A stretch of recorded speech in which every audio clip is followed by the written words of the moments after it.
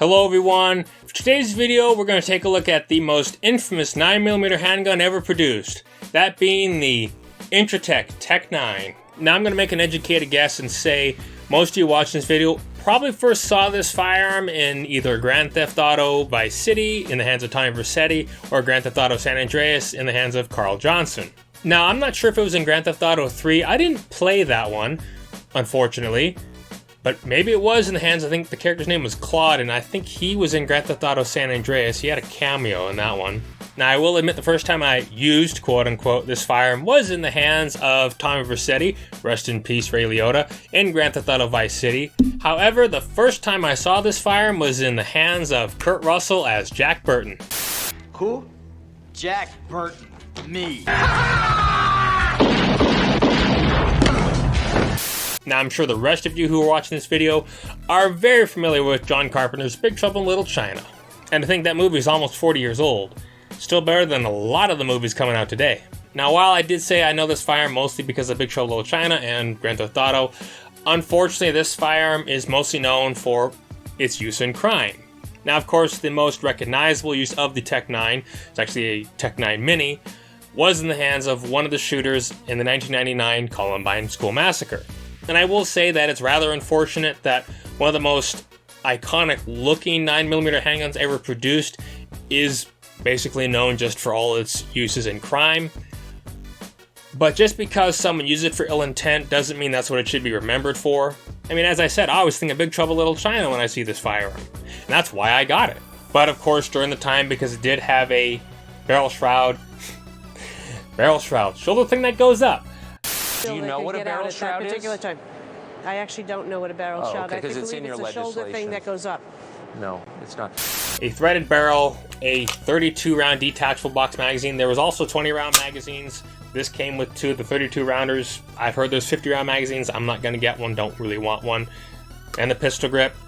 It was definitely one of the main firearms that was banned just because of how it looked. But anyway, enough of me rambling. Let's go to the range real quick, shall we?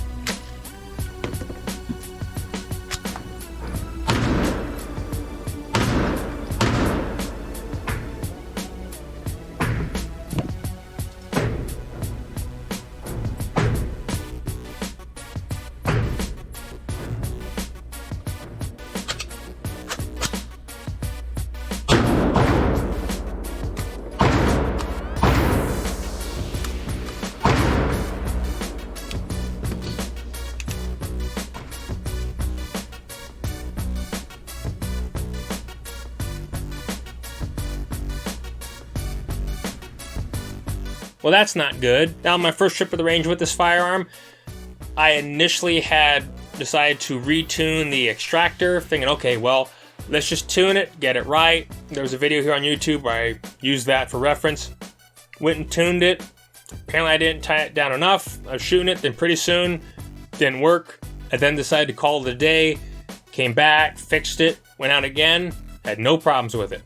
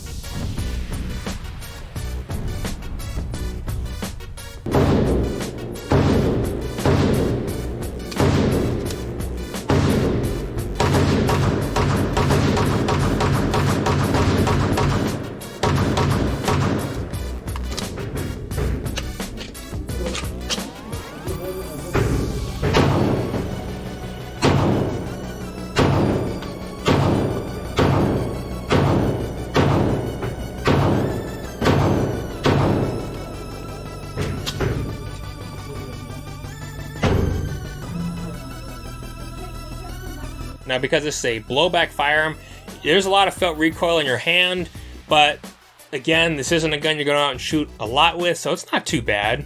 Now, of course, this being the Intratec TEC-9, it is a closed bolt 9mm. There were, I shouldn't say issues, the predecessor to the TEC-9, I think, is the KG-99, that was fired from an open bolt. ATF concluded that you could easily convert that to fully automatic when it was an open bolt design, so they redesigned it as the TEC-9 and the closed bolt, if I'm remembering correctly.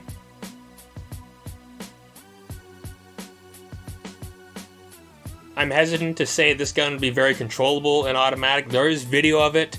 Honestly, I don't mind it just being a semi-automatic firearm. Now, if it were an H&K MP5, that'd be a different story. Of course, there is the variant which had the, I think it was a wire stock, that was the actual select fire KG-99. This being, of course, the handgun, can't have a stock on it. If you were to put one on here, that's now an SBR, and this one isn't even set up to where you could put a stock on it anyway.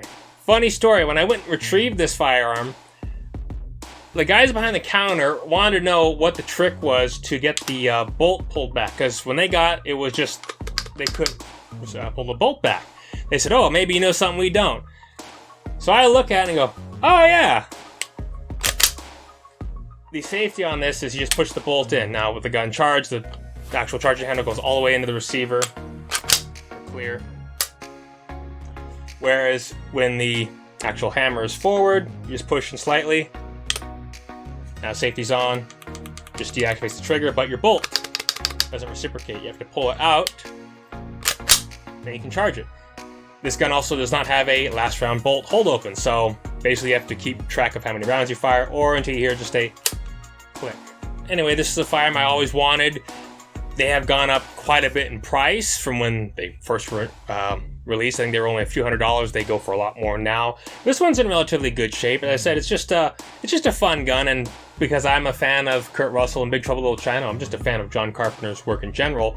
But fun movie, and just kind of a throwback to the 1980s, even though I wasn't born in the 80s. But because of that movie, I always wanted one, and now I have it. More than likely won't be partying with it just because it looks neat. Anyway, that was my video on the Intratec TEC-9, the most infamous, as far as I'm concerned, 9mm handgun ever produced. As always, if you enjoyed it, remember to subscribe if you haven't already. Click that bell icon to notify when I upload new content. Leave any comments you have in the section below, and have a good day. See ya!